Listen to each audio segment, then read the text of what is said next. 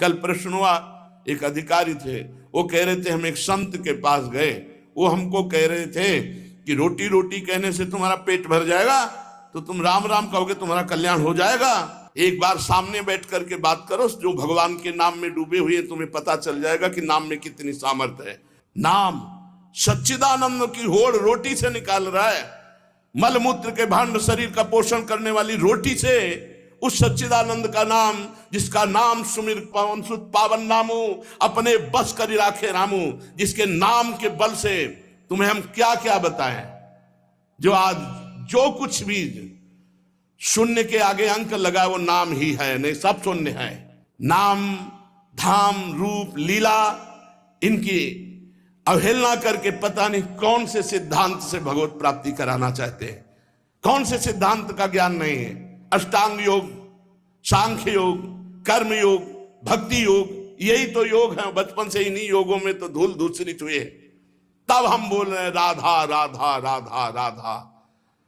रोटी रोटी कहने से तुम्हारा पेट नहीं भर जाएगा, लेकिन राम राम कहने से जन्म जन्म की भूख ना मिट जाए तो मुझे बता दो, जन्म जन्म की भूख मिट जाएगी। कैसे बात, तुलसी जाके मुख से धोके निकसत राम, ताके पक्की पक्तली मोरे तनु की चाम।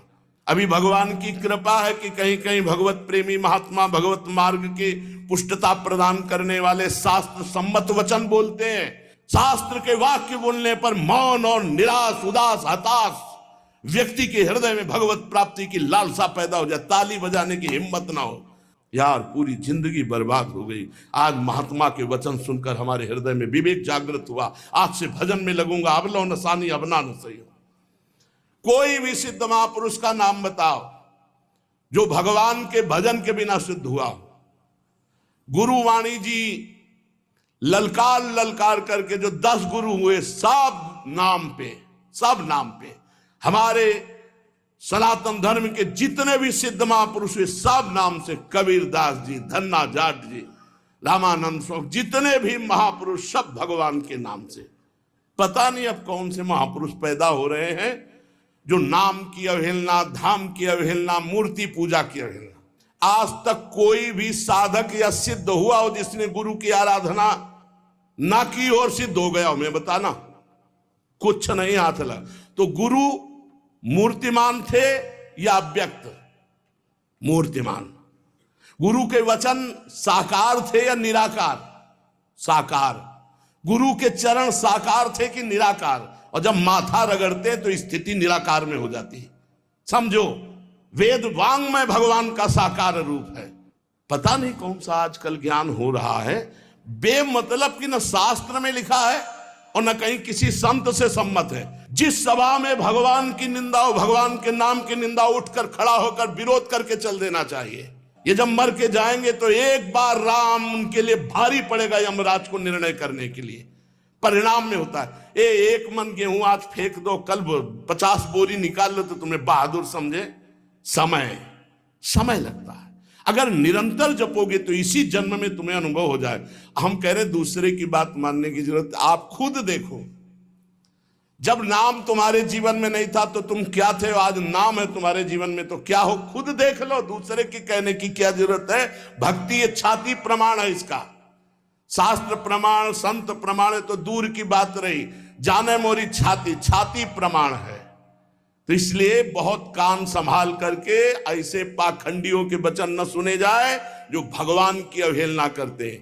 परम ज्ञानियों में शिरोमणि महान महान पुरुष सब भगवान के नाम रूप लीला धाम में लगे।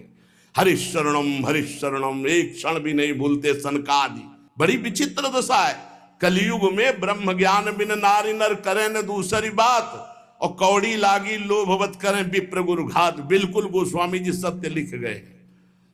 जिसकी जिह्वा पे नाम है, वृंदावन की भूमि से बैठ के कह रहा हूं, भगवान की भी ताकत नहीं कि उसका मंगल कर सके। जैसे सूर्य की ताकत नहीं कि अंधकार दिखा सके, क्योंकि जहां सूर्य वहां अंधकार नहीं। ऐसे जहां भगवान का नाम है तो भगवान भी अमंगल नहीं कर सकते। इतने शास्त्रों में उदाहरण बड़े पड़े हैं, और सबसे बड़ा उदाहरण हम और हमारी छाती है। हम किसी के सपोर्ट से नहीं चल रहे, किसी के हम सिखाए या पढ़ाए नहीं चल रहे, नाम भगवान के सपोर्ट से चल रहे हैं, नाम की गर्जना से जी रहे हैं, नाम की गर्जना से दहाड़ रहे हैं। नाम ही हमारा जीवन है।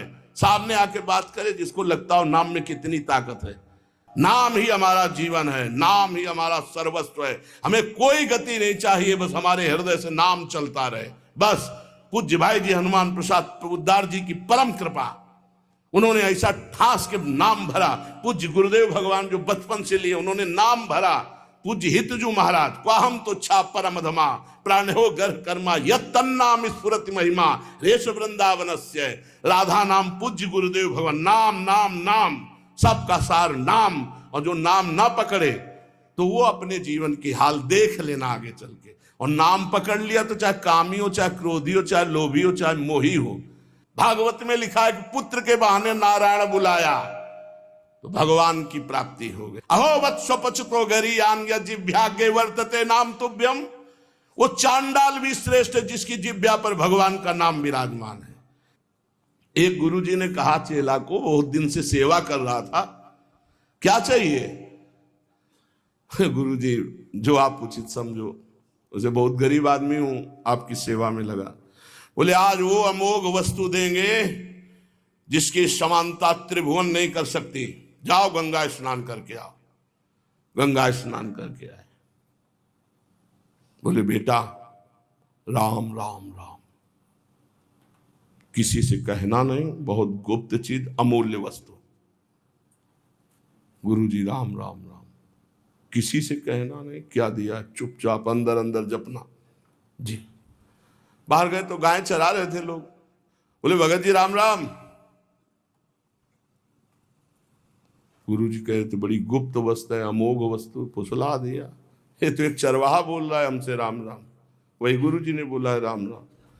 मतलब ऐसा तो नहीं करना चाहिए, इतने बड़े संत को और हम इतनी सेवा की, हमको फुसला दिया राम राम कह के। दूसरे दिन सेवा में बोले गुरुजी एक बात कहना चाहते। बोले बच्चा बाद में कहना, बहुत जरूरी काम है। वो झोली है, उस झोली में एक वस्तु टंगी है, उसको बेच आओ बाजार में, पर केवल मूल्य भर जानना, बेचना नहीं, खाली वापस आओ, जाओ। वो गुरुजी हमें बात कहने तो बोले तुम्हारी बात जे ही ये काम करके आओगे सो। ले गए तो एक भाटा आलू गाजर बेच रहा था, उससे कहा ये, उसने देखा चमकता हुआ पत्थर, तो बोले 2 किलो बैंगन ले लो। बोले नहीं लाओ। पेन से लिखा कि सब्जी बेचने वाले ने 2 किलो बैंगन इसकी मूल्य लगाया। अब एक बनिया के पास गया, बोले ये लेंगे आप? देखा, उसने कहा चमकता हुआ कोई पत्थर है। कहा 1000 रुपया। बनिया ने 1000 रुपया वापस ला। स्वर्णकार के पास गया, उसने देखा कि है तो हीरा, पर ऐसे गंवार के पास असली हीरा कहाँ से हो सकता है। उसने कहा 1 लाख रुपए देंगे। 1 लाख रुपए स्वर्णकार ने। और जौहरी के पास गया, जौहरी ने देखा, उसने कहा कि 1 करोड़ रुपया। 1 करोड़। जौहरी सबसे बड़े जौहरी के पास गया, उसने कहा ईमानदारी के बात बताएं, हमारे यहाँ जितने हीरे सोना चांदी के आभूषण सब ले जाओ तो भी इस हीरे की कीमत नहीं है, इस लोक का है नहीं, ये अमूल्य हीरा है। अमूल्य हीरा सबसे बड़े जौहरी। गुरुजी बेचे आए? आपने कहा तो वापस ले आना, कीमत पता लगाया है। क्या? तो बोले बैंगन बेचने वाला कह रहा था 2 किलो बैंगन ले लो, पूरा सब बता। बोले बेटा अगर हम ना कहे तो तुम 2 किलो में ये अमूल्य हीरा बेच आते। ए बेटा, जैसे इस हीरे की कीमत कोई बड़ा जौहरी जानता है, ऐसे भगवान नाम की कीमत कोई नाम जापक महापुरुष जानता है। ये संसारी भोग वासनाओं में लिप्त ये थोड़ी नाम की महिमा को जानते हैं। नाम की अपार महिमा है। जितना जो नाम जप करेगा उसके अंदर वो प्रकाशित होगा। कलयुग केवल नाम आधारा, सुमेर सुमेर नर उतरे पारा। मान लो हमारी जो मानना है, नाम कृतयुगे ध्यायते विष्णुम तेतायाम यजते मखई द्वापरे परिचर्यायाम कलौ तद्धरि कीर्तनात्। हरेर्नामयु हरेर्नामयु हरेर्नामयु केवलम कलौ नास्तेव नास्तेव नास्तेव गति अन्यथा केवल नाम केवल नाम। आज प्रवचन को, भगवत चर्चा को, भगवत धर्म के मार्ग को, सनातन धर्म के मार्ग को समझने के लिए पहले जितेंद्रियता, पवित्रता, स्वयं आचरण शास्त्र के अनुसार, तब हम उसके बोलने का अधिकार रखते हैं। आज बोलने का ही केवल अधिकार रखते हैं, आचरण का नहीं। इसीलिए कहते कुछ है, मन में कुछ चल रहा है, करते कुछ है, और जो कहा जाए उसी में चला जाए, वही चरित्र हो, आचरण हो, उसे कहते हैं सच्चा मार्ग का पथिक। बिन विवेक वैराग्य भक्ति बिन सत्य नए को मानो, भगवत विमुख कपट चतुराई सो पाखंडे जानो। भगवान के नाम की, अरे कैसे हो, पूरे जीवन की बात कह रहा हूं, एक घंटा 2 घंटा पढ़ लिख करके नहीं बोल रहा हूं, पूरे जीवन की बात कह रहा हूं। आप विचार करके देखो, यदि कोई धर्मात्मा पुरुष धर्म का उपदेश धर्म विरुद्ध देता है तो धर्मात्मा है ही नहीं, शास्त्र विरुद्ध देता है तो है ही नहीं। अरे प्रणव से लेकर भगवान के अनंत नाम हैं, और आज तक कोई महात्मा बिना भगवान के नाम के, या कोई गृहस्थ बिना भगवान के नाम के कोई पदवी प्राप्त किया हो तो हमें बता। धर्म विरुद्धता हमारी बुद्धि में वैसे ही है, और धर्म विरुद्ध सपोर्ट मिल जाए तो फिर क्या कहना, मनमानी आचरण करो। इसलिए बहुत सावधान रहिए, अपने कान को संभालिए, जबान को संभालिए, नेत्रों को संभालिए। इन 3 से ही साधना बनती है और बिगड़ती। नेत्र गलत देखेंगे, जबान गलत बोलेगी, कान गलत सुनेंगे तो आपका गलत चिंतन होगा, गलत क्रियाएं होंगी, और आप सत्य सुनोगे तो सत्य भगवान की प्राप्ति कराता है।